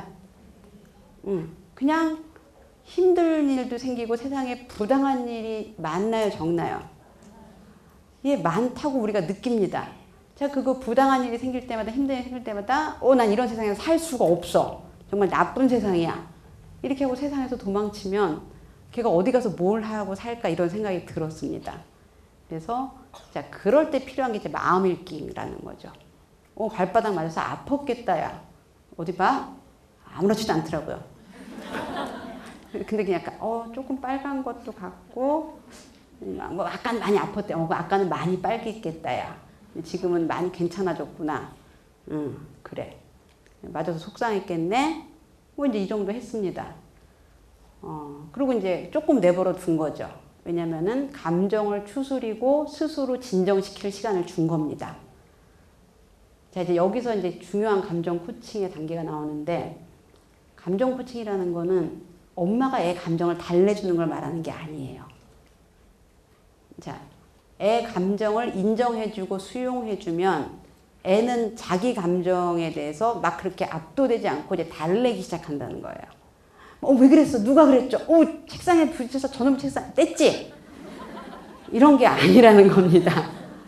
네, 태권도 사범님, 아니 그 사범님 요즘 세상에 어떤 때인데 애를 때리냐? 이런 게 아니라는 거예요. 그러면 애가 뭘 배울까요? 나를 괴롭히고 힘들게 하는 건 다 나빠. 이렇게 배웁니다. 그건 도움이 안 돼요. 세상을 사는데. 그냥 네가 아팠겠다. 아팠구나. 뭐 살짝 빨간에 거의 안 보이지만 뭐 이런 정도. 그러니까 그냥 아프다 그러면 아팠구나. 뭐 화난다고 화났구나. 자, 그럼 그게 뭐 어려운가요? 이렇게 생각할 수 있는데 애가 씩씩대면은 뭐라 그러세요? 애가 할라 그랬단 말이야 숙제. 그러면은 뭐라 그러세요? 네가 하긴 뭘 할라 그래 이렇게 되시죠. 그렇죠? 보통 야 울긴 왜 울어? 뭐? 얘 울 일이야? 라든지 뭘 잘했다고 네가 성질이야? 자, 그게 이제 대표적으로 감정을 인정하지 않는 반응입니다. 예, 감정을 대부분 우리는 인정하지 않아요. 어떤 감정? 화나거나 슬프거나 억울하거나 서럽거나 실망스러운 감정을 인정하지 않습니다. 난 나만 못했어. 그러면은 뭐라 그러세요? 괜찮아. 딴 애들도 다 못했을 거야. 시험 못 봤어. 물론 이제 큰 다음엔 다르죠. 왜 못 봤어? 이렇게 되지만 괜찮아도 사실은 감정을 인정하지 않는 겁니다. 시험을 못 봐서 속상했는데 속상할 필요 없어. 저희 남편한테 제가 늘 얘기합니다. 여보 괜찮아. 그래서 여보 괜찮다는 말만큼 괜찮지 않은 게 없어. 그럼 당신이 보기에 내가 쓸데없는 걸 걱정한다는 얘기야? 걱정하지 마. 아니 그게 명령에 의해서 되는 건가요? 제가 뭘 걱정하면 괜찮아 괜찮아 걱정하지 마. 남편이 그렇게 하면 도움이 되세요? 아니에요. 그냥 내 감정을 부정당해서 기분만 나쁩니다. 그럼 당신이 보기에 내가 쓸데없는 일에 걱정하는 사람이 아니 당신 마음 편하라 그랬지. 아니 뭐 편해지지가 않아. 그렇죠? 그럼 뭘 원하세요? 그냥 옆에서 들어주기를 원하지 않으세요? 이거 너무 걱정이야. 아 그래? 무슨 일인데? 좀 걱정이네 들어보니? 이 정도를 바라는 거잖아요. 근데 우리 모두는 대부분 다 그렇게 반응하지 않는다는 겁니다. 애가 뭔가 실망스럽거나 화가 나거나 괴롭거나 슬픈 감정을 표현하면 야야야 괜찮아. 다 그런 거야. 뭐 이게 자, 나 시댁 가면 힘든데 당신만 시댁에 가? 뭐 이런 거죠. 뭐 애 키우느라고 힘들어. 당신만 애 키워? 뭐 그렇게 반응하는 거라는 겁니다. 자, 그래서 감정 코칭의 1단계는 감정을 그냥 인정해 주되 그거를 내가 풀어준다는 책임을 지지 않는다는 겁니다. 풀어줘야 되는 책임은 아주 어렸을 때는 가능해요. 한 2돌 정도까지는 이렇게 달래줘야 됩니다. 그리고 한 5살까지는 이렇게 옆에 있어주면서 도닥도닥 해주는 정도는 해야 돼요. 근데 애가 이렇게 기분이 상하면 그거를 이렇게 아주 호들갑스럽게 엄마가 다 풀어줘야 된다고 생각하시는 분이 있어요. 그런 경우는 아이가 자기 감정을 진정시키는 능력을 배울 수가 없습니다. 자, 그러면은 1단계는 그냥 애랑 같이 그 자리에 있으면서 얘 감정이 뭐구나 하는 거를 알아차리는 겁니다. 자, 그러니까 매일매일 매 순간 할 수가 없어요. 하루에 한 번 정도 할 수밖에 없죠. 하루에 한 번도 쉽지 않으실 겁니다. 가서 해보시면. 자, 근데 어떤 때 하지 말라고 했냐면 숙제해야 될 때, 씻어야 될 때, 학습지 풀어야 될 때, 빨리 학교로 뛰어가야 될 때는 하지 말아야 됩니다. 그럼 어떤 때가 좋냐? 제가 보기에는 그냥 식사할 때, 그쵸? 그때는 좀 저녁은 앉아서 좀 편하게 드시나요, 근데? 아닌가요? 야, 빨리 먹어. 엄마 설거지하고 나가게. 자, 그럼 한번 돌아보세요. 애랑 편안하게 얼굴을 마주 붙이는 시간이 하루 중에 언제가 있는지. 있으세요? 눈 감고 잘 때. 예, 자, 그러면 여러분들은 정말 대화를 안 하고 매일매일 보내시는 거죠. 자, 소통과 교류가 없으면 아이들이 마음의 힘이 자랄 수가 없습니다. 자, 그러면은 그 5분, 10분은 시간을 내셔야 돼요. 제가 이제 방송을 하면서 집에 가서 이렇게 직접 찍어오는 화면을 많이 보는데 이상하게 애들은 먹으라 그러고 엄마는 안 드시는 분들이 많더라고요. 이렇게 엄마는 이렇게 긴장하고 야 이것도 먹어 저것도 먹어 뭐 이거 올려놔주고 빨리 먹어 야 흘리지 마 뭐 이렇게 하고 조금 더 애가 크면 이렇게 식탁에서 좀 떨어져 계시더라고요. 근데 뭐 저는 이해가 가요. 밥 먹을 때 마음 편하지 않죠? 애들이랑 먹을 때. 제가 남편한테 얘기했어요. 여보, 당신은 밥 먹을 때 그냥 당신 밥하고 반찬만 보지. 나는 내 식구의 밥 반찬을 다 봐. 그 다음에 어떤 놈이 뭘 많이 먹나. 저게 지금 냄비에 더 남아있나 안 남아있나. 애가 요걸 좋아하는데 아빠가 그걸 집중적으로 공략 하나 안 하나. 그거 봐야 되잖아요. 아빠가 홀랑 다 먹어버리면 그 다음에 울잖아요. 그렇죠? 예, 저거 한 조각 남았는데 저거 안 먹으면 버려야 될 텐데 누군가를 먹어야 되는데 저거 내가 먹어야 되겠다. 입맛이 있어요? 없어요? 입맛 없어요. 여보, 나는 밥 한 끼도 편하게 안 먹어. 당신하고 달라. 똑같이 앉아서 밥을 먹지만 그러니까 내가 하는 걸 조금만 나눠줘. 이렇게 얘기했던 것 같아요. 자, 근데 이제 우리가 바쁘고 힘들다는 이유로 애들이랑 얼굴을 마주치고 여유 있는 시간을 갖지 않으면 그렇게 삶은 그냥 흘러가 버립니다. 그럼 나중에 어제 이제 저한테 하던 고2짜리 애가 엄마한테 엄마가 사실 그때 그랬고 그랬더니 애가 이렇게 얘기하더라고요. 누구세요? 자기 머릿속으로 생각하고 있던 엄마가 아닌 거예요. 그 엄마가 실제로 하는 말은. 그러니까 뭐예요? 걔는 10몇 년을 살면서 엄마하고 진심으로 만나본 적이 없는 거예요. 그러니까 이러는 거예요. 엄마, 그럼 내가 생각하고 있는 엄마는 누구야? 엄마가 나한테 그렇게 얘기했잖아. 그러니까 너 공부 못하면 엄마가 너무 불행하다. 이렇게 얘기했는데 제가 아이가 공부를 못하면 불행하세요? 그건 아니죠. 이렇게 얘기하시는 거죠. 그러니까 누구세요? 난 누구랑 산 거야? 난 누구야? 이러더라고요. 내가 이제 굉장히 똘똘한 애인데 그럼 내가 본 엄마는 누구였어? 뭐 이렇게 얘기를 하더라고요. 근데 여러분들이 하루하루를 그렇게 지나치면 아이들이 언젠가 그런 마음이 든다는 거죠. 누구시더라? 뭐냐면 한 번도 가족은 가족인데 마음을 나누지 않은 거죠. 자, 그럼 이제 편안할 때 좀 앉아서 요것도 하지 마세요. 자, 우리 대화를 해보자. 자, 그리고 이것도 하지 마세요. 너 학교에서 무슨 일 있었니? 얘기해봐라. 애들이 얘기해요, 안 해요? 왜 안 할까요? 여러 가지 이유가 있습니다. 한 2학년까지 아이들은 기억력이 짧아서 안 돼요. 일기 쓰라면 뭐라 그래? 별일 없었는데? 어제랑 똑같은데? 야, 넌 어제 영어 학원 갔고 오늘 수학 학원 갔잖아. 아, 이렇게 얘기하죠. 그러니까 지금이 저녁 7시인데 오전 10시에 무슨 일이 있었는지 기억 안 납니다. 자, 그 다음에 조금 더 큰 애들은 엄마 오늘 선생님이 오늘 뭐 하라 그랬어. 그래? 넌? 이렇게 나가시는 거죠. 넌 제대로 해갔어? 제 시간에 다 했어? 뭐 친구랑 이렇게 했어. 누가 잘못했는데? 뭐 이렇게 하니까 얘기해봤자 좋은 결과가 없으면 애들은 얘기를 안 합니다. 그래서 대화를 하시려면 제일 좋은 자연스러운 방법은 엄마 얘기를 먼저 하시는 것 같아요. 엄마 오늘 아까 마트에 갔는데 야, 수박을 살랬는데 수박 진짜 무겁더라. 뭐 이런 사소하지만 애들 수준에 맞죠. 그래서 반 통짜리 사왔다. 뭐 이런 얘기. 엄마 훌륭하지 않니? 팔 안 떨어지고 반 통짜리 사왔다.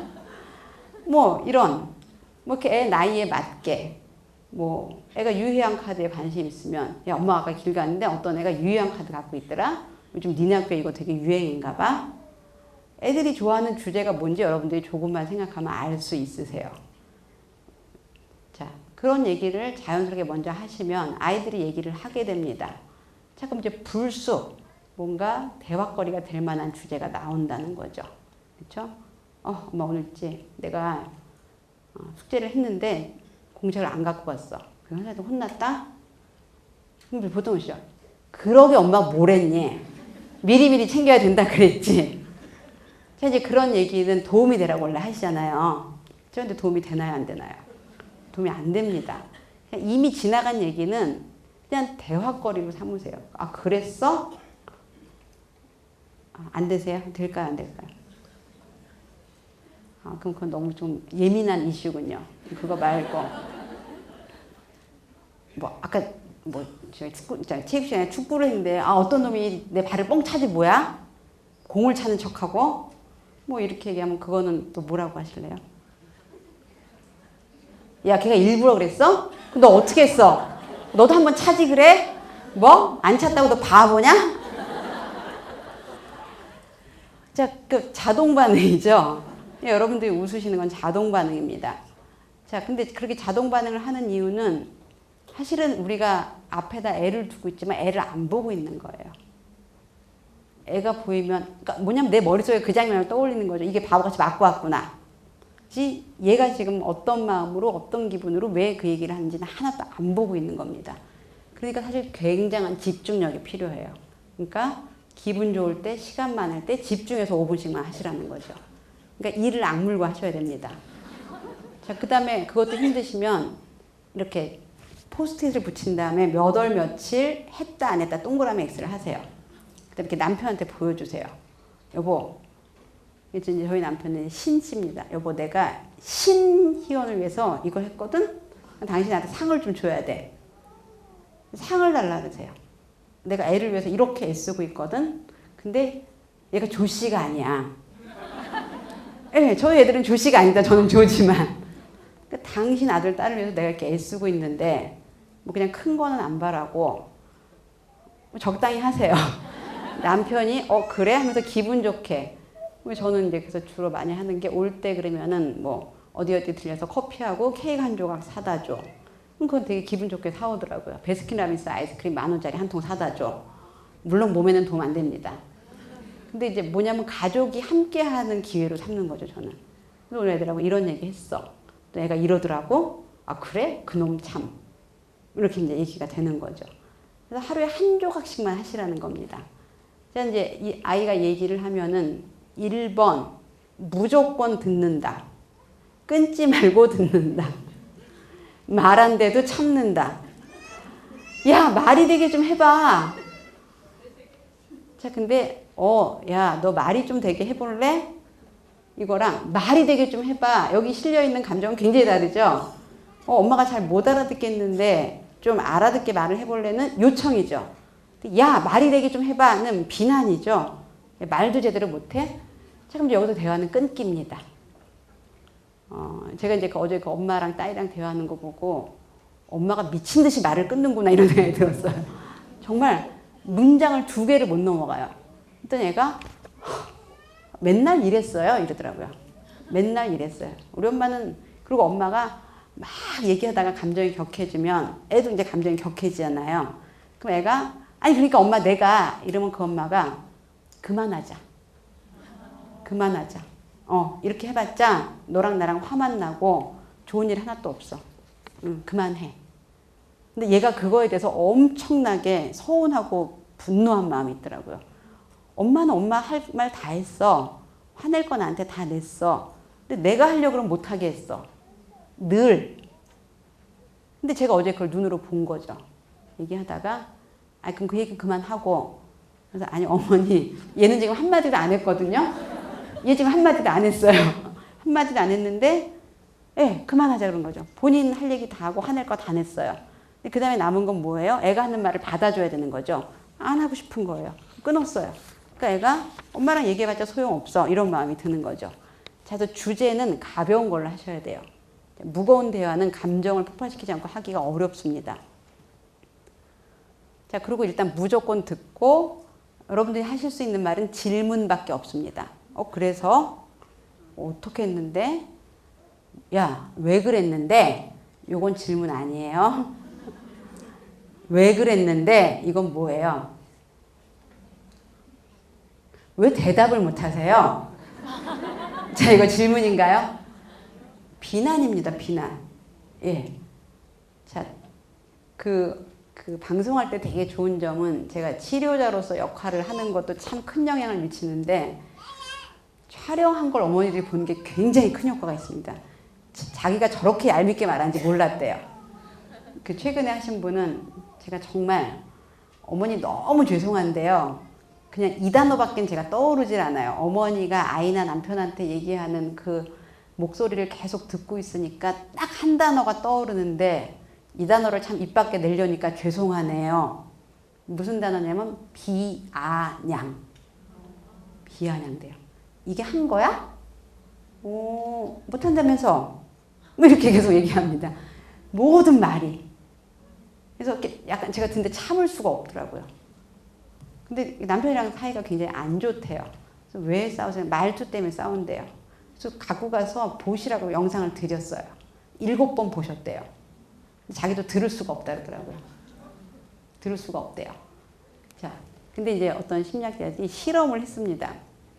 무슨 실험을 했냐면 의사하고 환자하고 대화하는 걸 녹음을 했어요. 그런 걸 여러 의사를 5명, 10명 녹음을 했습니다. 자, 그 다음에 사람들한테 줬어요. 환자들이 제일 불만이 많을 것 같은 의사가 누구냐. 자, 이렇게 했는데 그 사람의 어조나 이런 게 가장 영향을 미쳤다는 거죠. 그래서 그 다음에는 그거를 뭉갰어요. 내용을.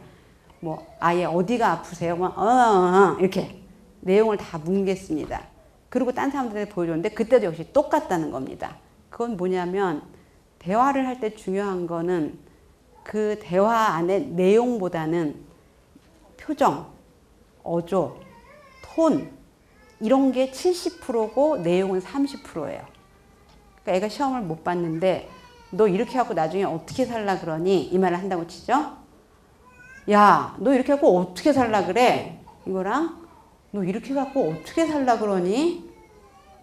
같은 얘기인가요? 다른 얘기인가요? 자, 앞에는 비난이 있고 뒤에는 걱정이 있죠. 자, 그럼 내용보다는 거기에 담긴 어조의 감정이 전달된다는 거예요. 그러니까 엄마는 대화를 되게 많이 했다고 생각하는데 어제 걔는 누구세요죠. 누구세요? 그리고 나한테는 얘기할 기회를 한 번도 안 준 거죠. 자, 그래서 일단 들어주셔야 되고 하실 수 있는 말은 그때 왜 그랬어? 자, 어조도 신경 쓰셔야 됩니다. 왜 그랬는데? 이렇게 하면 이제 벌써 얘기 끝납니다.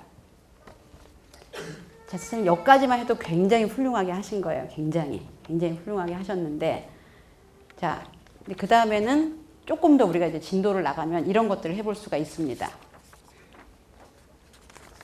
마음을 그 다음에 좀 읽어주는 거예요. 아, 그때에서도 기분 되게 좋았었겠구나 라든지, 기분 좀 나빴겠네 라든지, 좀 서운했겠다. 야, 친구가 같이 가자 해놓고 딴 애랑 휙 가버렸어? 오야, 서운했겠다. 자, 근데 이때 부탁드릴 게 있어요. 오버하지 마세요.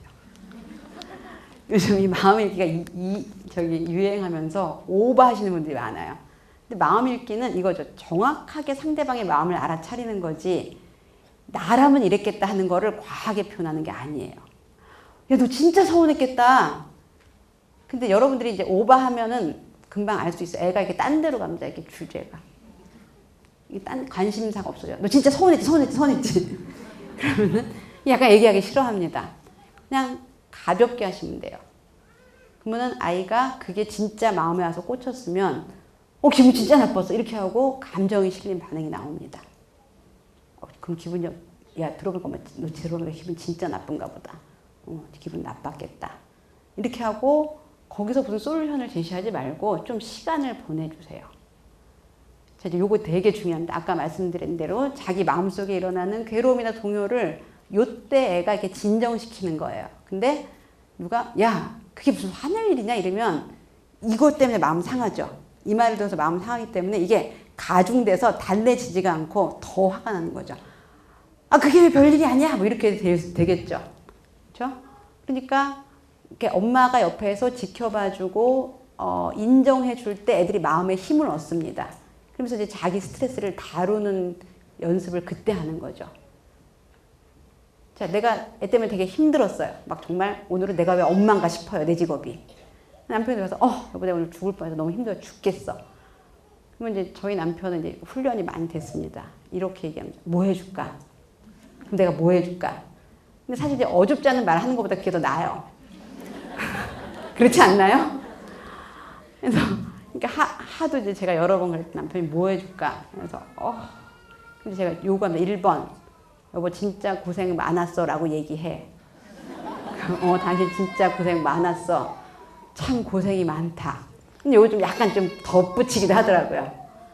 그 다음에 2번 가서 시원한 물 한 컵만 좀 떠다 줘. 알았어. 자, 그게 도움이 되죠?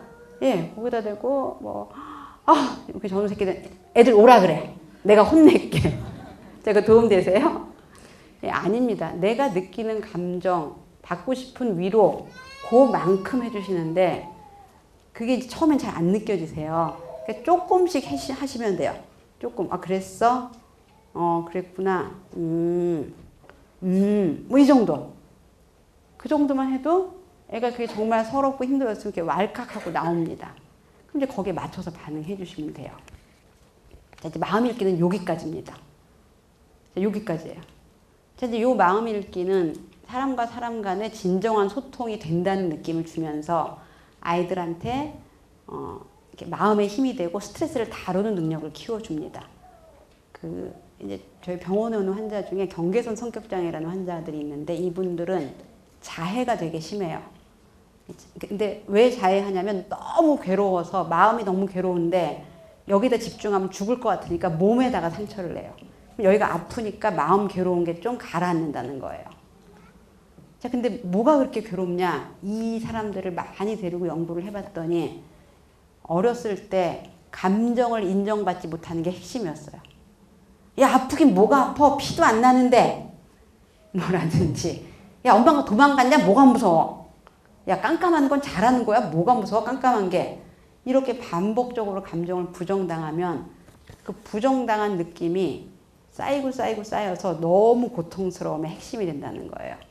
자, 근데 여러분들도 상상은 할 수 있어요. 결혼했는데 결혼한 첫날부터 대한민국 여자들이 다 그렇게 살지 뭐가 힘들어? 반찬을 이렇게밖에 못해? 뭐라든지 그 돈이 뭐가 적어? 남들은 다 그거 갖고 10식구 살린다 하더라.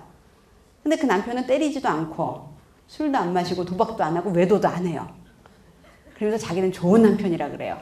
근데 우리 마음속에는 어떤 마음이 들어요? 언젠가 이혼해야지. 애만 다 커봐라. 근데 남편은 자기 나쁜 짓 하나도 안 했어요. 근데 나는 같이 살고 싶지 않아요. 왜 그래요? 내 감정을 다 부정하기 때문이죠. 감정을 인정하느냐 부정하느냐는 친밀한 관계에서 정말 이렇게 핵심적인 그런 역할을 합니다. 그래서 이것만 충분히 하셔도 여러분들은 마음있기를 굉장히 잘하는 엄마입니다.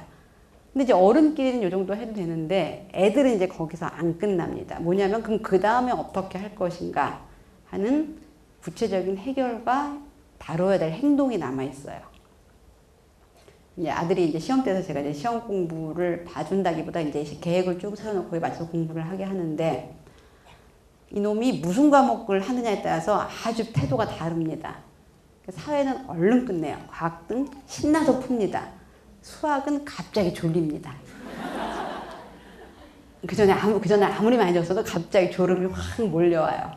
그래서 막 하품을 막 하고 뭐 몸을 비비 꼬고 그래서 이제 시험 준비를 하려면 하루에 이 정도 분량을 맞춰야 되는데, 그거를 이제 못 맞히는 날들이 자꾸 생기는 거죠. 그래서 이렇게 보니까, 몸을 비비 꼬고 하품을 하는 거는 무슨 표시예요? 이렇게? 힘들다는 표시죠? 하기 싫단가요? 물론 하기 싫죠. 왜 하기 싫어요? 힘들어서죠. 힘들지 않은데 하기 싫은가요? 예, 대부분은 힘들어서 하기 싫은 거죠. 하기 싫다고만 생각하셨죠? 그러니까 괘씸하셨죠? 예. 자, 제가 오늘 여러분한테 정말 천당 가는 강의를 하는데 그거를 중국어로 하면 어떠시겠어요? 그쵸? 막 온몸에 그쵸? 막 비비꼬면서 막 들어보려고 하는데 안 들리니까 괴로우시겠죠? 예, 우리 아들한테 수학은 그런 대상인 거죠. 괴로운 거죠. 잘하고 싶지 않은 것도 아니고 이거를 어떻게 꾀를 부리고 싶은 건 아닌데 힘든 거죠. 사회를 하는 노력이 한 3배가 드는 거겠죠. 예. 근데 이제 저놈이 하기 싫구나 하면은 화가 납니다. 그렇죠? 근데 저놈이 힘들구나 하면은 그냥 야, 수학 힘들지. 제가 그랬어요. 난 계산 문제 너무 힘들어. 자, 그럼 그 다음에 뭐라 그러시겠어요? 뭐 이렇게 하시죠. 계산이 중요해, 수학은. 야, 계산 못하면 다 뻥이야. 뭐 물론 사실입니다. 근데 지금 이제 뭐냐면은 힘든 거에 대해서 얘기를 하고 있는 거고, 자, 계산을 잘해야 돼. 이렇게 해서 그 상황이 잘 해결되지 않는다는 거죠. 그런 얘기를 하시려면 차라리 힘들어도 풀어. 이렇게 하는 게 낫습니다. 자, 근데 이제 이 마음 알아주고 감정 코칭을 통한 문제 해결을 해보죠. 힘들지? 힘들겠다. 엄마도 옛날에 수학 되게 싫어했다. 아, 그래? 너보다 좀 더 싫어했다, 사실은. 사실입니다. 근데 제가 애들이 수학 못하는 거 야단 안 쳐요. 제가 정말 그러니까 너무 어려웠어요. 이상하게 수학 시간에는 선생님이 외국어로 말하는 것 같았어요. 그런 과목 있으시죠? 그러니까 이렇게 막 이렇게 들어보려 했는데 안 들리고, 제가 얼마나 수학을 고통스러워했는지는 한 5년 전만 해도 꿈을 꿨어요. 뭐냐면은 시험날이에요. 수능 시험날인데 내가 고등학교 1학년 때 수학을 포기한 거예요. 그래서 고1, 고2, 고3 수학 책이 깨끗해요. 한 글자도 안 했는데 오늘이 수능날인 거예요. 마음이 어떨 것 같으세요? 막 그 막막한 마음을 꿈에서도 정말 이루 말할 수가 없어요. 그래서 제가 수학을 그렇다고 빵점을 맞거나 그러진 않았는데 이런 것 같아요. 수학이 힘들다는 걸 아무도 안 알아준 것 같아요. 그래서 제가 저희 딸한테는 야, 너 그래도 엄마보단 낫다, 야. 엄마는 외우는 것도 안 됐어. 문제풀이 외워지지도 않더라. 하고 넌 그래도 외우기라도 하네. 훌륭하다 이렇게 얘기를 해줬습니다. 여러분 수학이 좋으셨나요? 괴로우셨지 않나요? 예, 힘들었던 겁니다. 고통스러웠지 꾀부려서 하지 말아야지 이런 마음은 아니었어요. 힘듭니다. 그래서 힘들겠다, 야. 계산 문제, 그렇지. 계산하려면 계속 집중하고 있어야 되니까 힘들지. 그리고 숫자가 머릿속에다 휙 날아가잖아? 그렇지. 이거 계산하려고 이렇게 막 하는데 그 앞단계가 휙 날아갑니다. 근데 그 다음에 이제 힘들어. 너무 힘들어. 이거 다 하기 너무 시간이 많이 걸려. 그래, 그렇겠다, 야. 그렇지. 사회는 2쪽 하는데 10분이면 되는데 이건 30분이 걸리니까 3배가 걸린다. 힘든 거 맞다. 자, 이제 여기까지 마음 읽기입니다.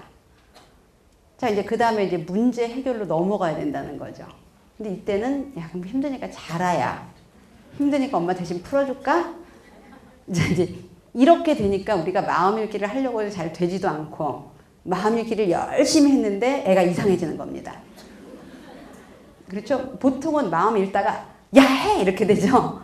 아 이거 다 필요 없어 이렇게 되면서 망가지든지 힘들구나 그래 천천히 해볼까? 쉬운 거 해볼까? 이제 이러다가 이제 결국 수학이 망가지면서 나 수학 공부 안 해 뭐 이렇게 되는 거죠. 근데 이제 마음 읽기는 거기서 이렇게 딱 단락을 줘야 됩니다. 그다음에 근데 네가 다음 주에 수학 시험을 보려면 이거를 하루에 요 정도는 풀어야 되는데 어떻게 하면 좋을까? 하고 문제를 정확하게 제기해야 됩니다. 자, 근데 이제 친구처럼 말하시면 안 돼요. 이거 어떡하지? 이렇게 하시면 안 돼요. 제가 어조가 중요하다고 말씀드렸습니다. 이렇게 되면 아이가 규칙을 세우고 지시에 응하려는 태도가 아니라 이거 말만 잘하면 안 하겠는데? 이런 마음이 듭니다. 그러니까 과도하게 친절하게 하지 마시고 다정하지만 엄격하게 말씀하셔야 돼요. 자, 이거 근데 다다음 주에 너 시험이잖아. 너도 수학 시험 잘 보고 싶지? 그럼 이거 어떻게 할 수 있을까? 엄마 생각엔 네가 여기서부터 여기까지 문제는 다 풀어야 될 것 같아. 자, 그렇게 얘기를 하셔야 됩니다. 그러면은 싫다고 이렇게 잘 안 합니다. 어조에 따라서. 아니 이만큼은 풀어야 돼. 야 이만큼 풀어야지. 이렇게 하면 싫다고. 근데 이상하게 우리나라 어머니들이 이렇게 짜증스러운 하이톤이 되게 많아요. 그러니까 아이들이 엄마가 나한테 지시를 했다고 생각하지 않고 짜증을 낸다고 생각합니다. 잔소리를 한다고 생각합니다. 이거 안 하면 어떡하려 그래? 그리고 이제 어머니는 저한테 와서 통제하고 지시했다 그래요. 근데 애는 엄마 맨날 짜증해요. 잔소리만 해요. 이렇게 얘기합니다. 정말 힘이 실린 말은 톤이 분명하고 좀 낮아야 됩니다. 이건 네가 꼭 풀어야 돼. 풀어야 돼. 이렇게 얘기하셔야 돼요. 그리고 이제 좀 방법들을 이제 애랑 같이 얘기해야 됩니다. 근데 이제 뭐 저 같으면은 이 수학 문제집이 기초 문제, 무슨 실력 다짐, 단원 평가 이렇게 난이도 순서대로 되어 있더라고요. 그러면은 제일 어려운 난이도를 쭉 풀어가고 있었다면 한 단계 낮추는 것도 방법이고, 그렇죠? 그 다음에 그 사회같이 좀 수월한 거는 조금 빨리 하고 수학의 시간을 좀 더 할당하는 것도 방법이고, 뭐 이렇게 여러 가지 방법들이 있을 수 있습니다. 자, 그 방법에 대해서 이야기를 해야 됩니다, 아이하고. 자, 이거는 이렇게 하는 게 좋을 것 같은데, 그럼 네가 내일부터는 실력 문제 말고 익힘 문제를 풀면 어떨까? 익힘은 조금 쉽잖아? 저는 이제 주로 난이도 갖고 많이 조절해요. 그게 이게 난이도 순으로 돼 있더라고요. 그다음에 이제 한 단계를 낮춰서 쭉 풀게 한 다음에 마지막에 총평가를 보면은 얘가 또 어디가 취약한지 알 수가 있습니다. 그다음에 아니면 네가 잘 모르겠는 거는 하면서 동그라미를 쳐. 그럼 나중에 그것만 한번 쭉 보자. 라든지 뭐 이런 식으로 방법들을 좀 생각을 하셔야 됩니다. 근데 이 방법을 내가 잘 생각하지 못한다면 아이도 그걸 잘하기가 어려워요. 그래서 힘드시지만 이 문제를 어떻게 우리가 풀면 좋을까에 대해서 서너 가지 방법, 두세 가지 방법을 얘기한 다음에 이렇게 해보자. 그럼 일단 문제를 한 단계 낮춰서 풀어보자.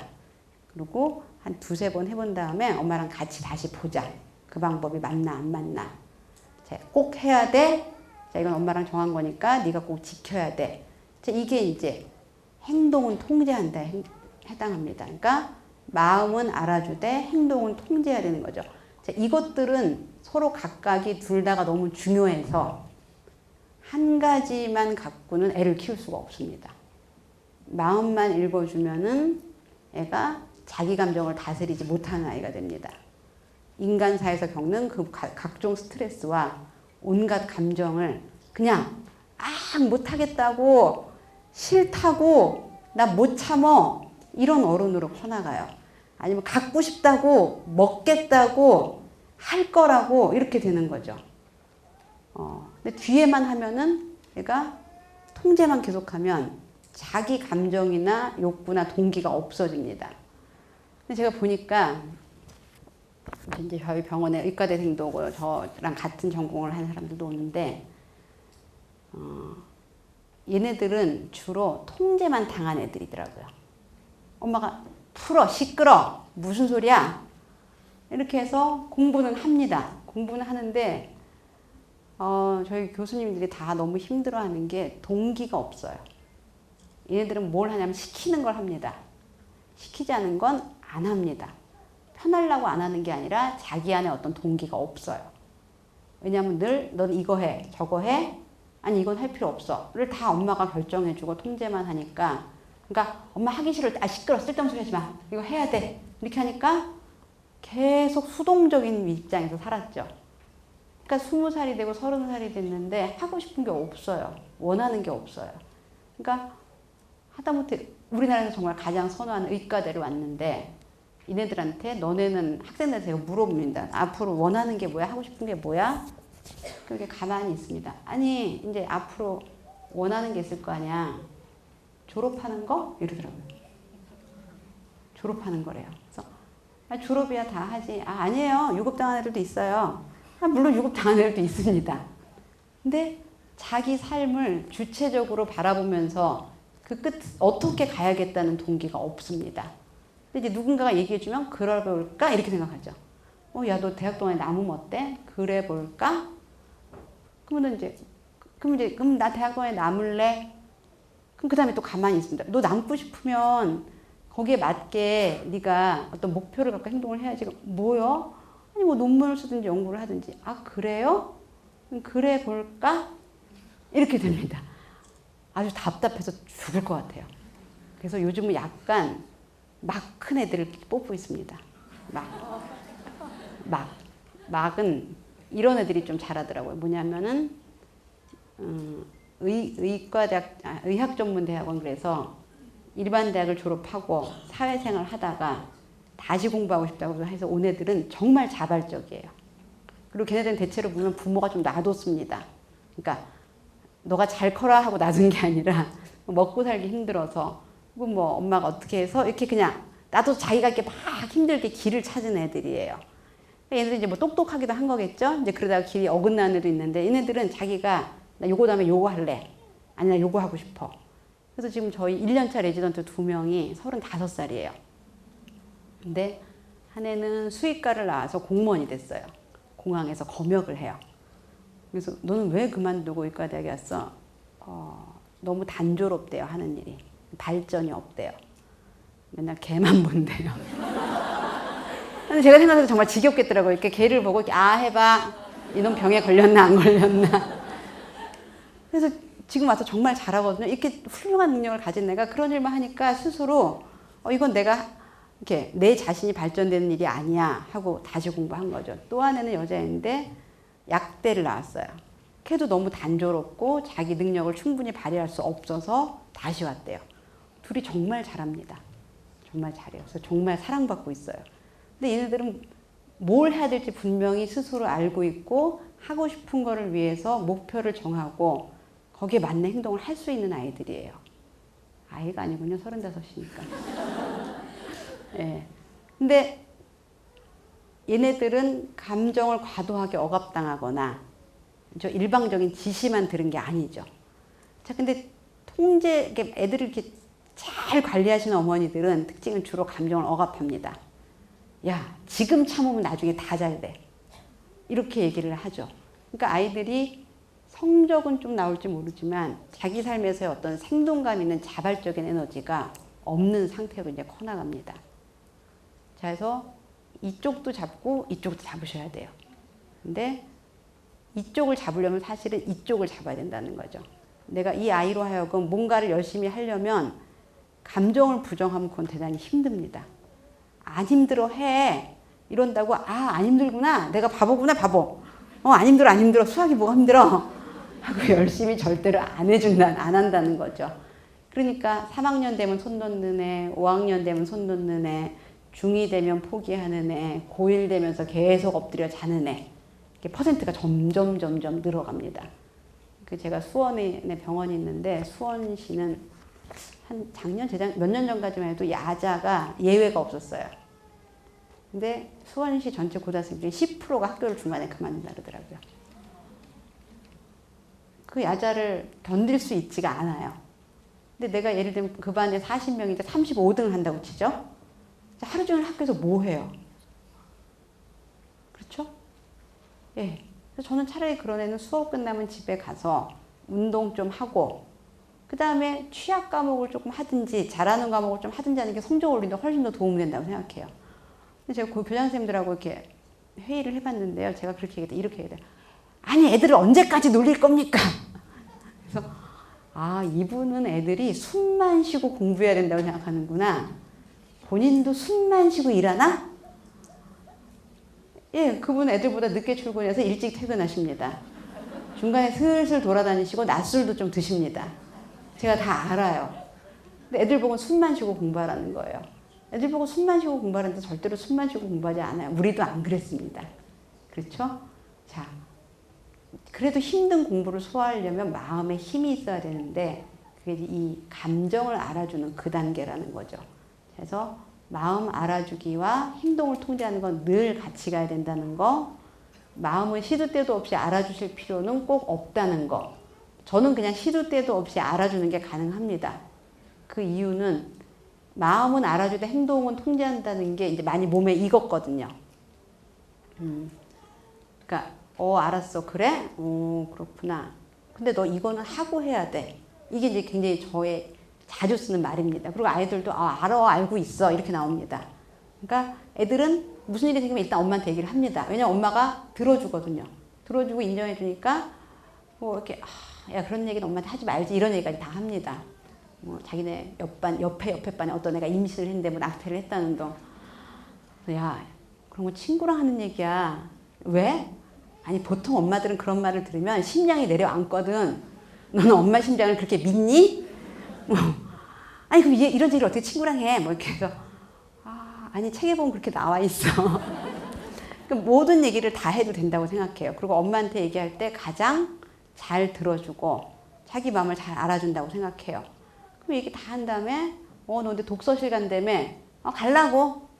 10분 내로 가. 알았어. 이렇게 하고 가게 된다는 거죠. 근데 이제 저는 이 일을 한 15년 하면서 몸에 익은 거기 때문에 이렇게 할 수 있는데 여러분들은 이렇게 좀 나누어서 하셔야 될 거예요. 나누어서.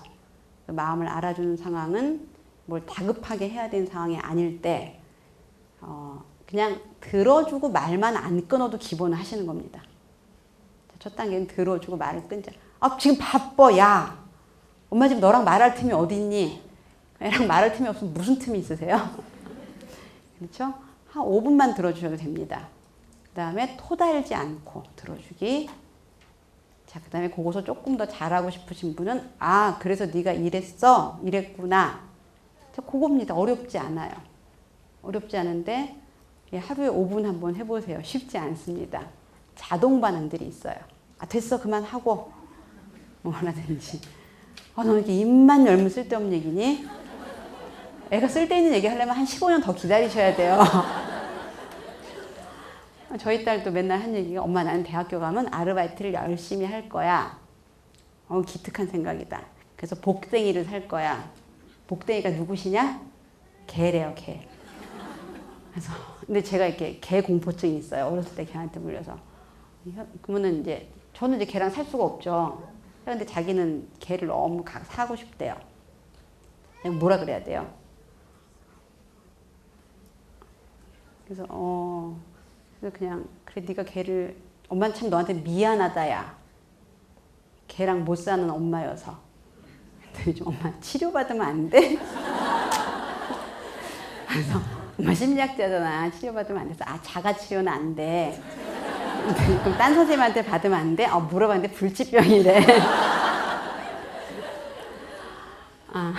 이제 그렇게 여러 번 얘기했습니다. 오늘 또 그러길래 너 아르바이트에서 돈 진짜 많이 벌어야겠다. 왜? 걔랑 같이 살 집도 사야 되니까. 그래서 뭐 이렇게 걔를 뭐 혼낼 일은 아니죠. 걔를 키우고 싶다는 건 야단 맞을 일은 아닙니다. 근데 제가 들어줄 수는 없는 거죠. 그러니까 갖고 싶구나. 그래. 근데 안 되는데 어떡하지? 이거죠. 계속 그 대화를 하고 있습니다. 계속 그 대화를 하는 이유는 얘가 마음을 진정시키도록 여유를 주는 겁니다. 쓸데없는 소리 하지 마. 집에서 어떻게 개를 키워. 이렇게 하면은 굉장히 이렇게 자기 마음에 뭔가 부글부글 하는 게 있겠죠. 계속 그래 엄마도 참 유감스럽게 생각한다. 다음 생에는 우리 꼭 좋은 사이로 만나자. 이번 생에는 안 되겠다. 불치병 걸린 엄마라서. 라든지 아니면 슬쩍 할머니네 데려다 놓는 건 괜찮아. 할머니가 시골에 사시니까. 그리고 네가 주말마다 가는 거야. 그럼 안 돼서 안 되겠지? 뭐 이렇게 하고 또 넘어가고 계속 이렇게 하면서 얘가 그 개에 대한 갈망을 포기하는 데 따르는 그 마음의 괴로움을 해소할 수 있는 시간을 주는 거죠. 언제 포기할지 모르겠어요. 걔가 5살 때부터 하던 얘기라 제가 좀 미안하죠. 미안합니다. 그렇지만 전 못 살아요, 걔랑. 걔가 반경 5m 안에만 와도 몸이 굳어버리기 때문에 예, 제가 한 7살 때인가 저희 아랫집에 있는 개가 새끼 낳고 저한테 달려들어서 물었는데 제가 거의 기절했습니다. 너무 사납게 달려들어서. 뭐 극복을 하려면 뭐 못할 건 없겠지만 아파트에서 개 못 키우잖아요. 그렇죠? 그래서 엄마는 개는 참을 수 있는데 아파트라서 안 돼 이렇게 하는 것보다 야 엄마가 너무 고통스럽다 이게 좀 나을 것 같아요. 그래서 뭐 어렵겠다 야. 그래 나중엔 꼭 네가 돈 많이 벌어서 좋은 집 사서 복댕이랑 알콩달콩 살아. 뭐 그럼 엄마가 놀러 갈 때만 좀 묶어줘. 뭐 이렇게 하고 있습니다. 이제 오늘 내용 다 이해하셨나요? 그 연세 이룸 클리닉이라고 일산에 있는 소아정신과 병원인데 그 원장님이랑 제가 친해서 제가 거기 맡아서 이제 몇 년째 하고 있어요. 그래서 2군데 하다가 너무 힘들어서 하나를 접은 거거든요. 이쪽은 아직 하고 있습니다. 거기다가 올려주시면 예, 모든 질문은 제가 다 직접 답을 다니까요. 거기를 이용하시면 될 것 같습니다. 예, 수고하셨습니다. 감사합니다.